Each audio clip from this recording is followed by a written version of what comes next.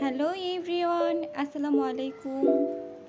Welcome to our YouTube channel. Please subscribe our YouTube channel. আবারও নিয়ে আসলাম আরেকটি recipe. আজকে আমরা তৈরি করব ক্ষীর পাটিসাপটা পিঠা। আমাদের সাথে দেখতে থাকুন।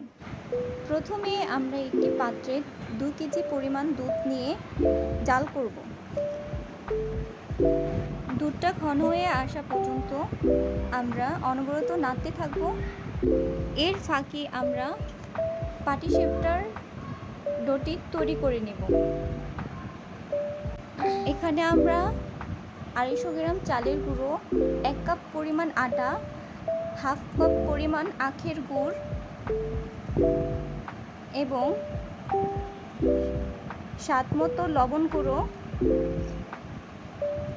পরিমাণ মতো পানি দিয়ে ভালোভাবে ডোটি তৈরি করে নিব।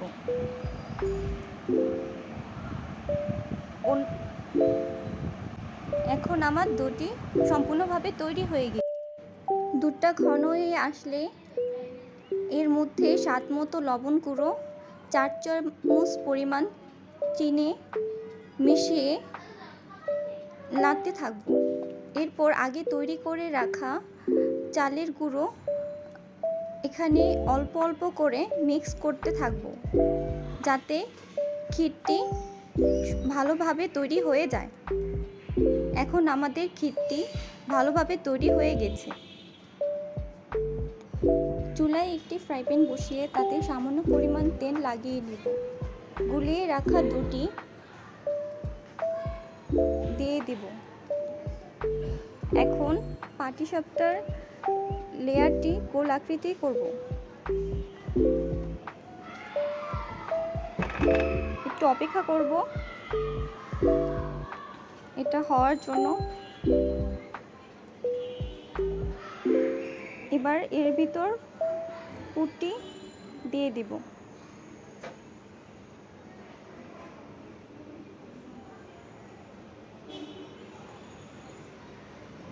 এখন একটি চামচ দিয়ে পাটিসাপটার ভাঁজ করে নেব। এভাবে তৈরি হয়ে গেল আমাদের পাটিসাপটা পিঠা। এরকম নতুন নতুন ভিডিও পেতে আমাদের চ্যানেলটি সাবস্ক্রাইব করুন, একটি লাইক দিন, বেল আইকনে ক্লিক করুন। আপনাদের সুবিধা অর্থে আমরা একটি পিঠা ভেঙে দেখালাম। আল্লাহ হাফেজ।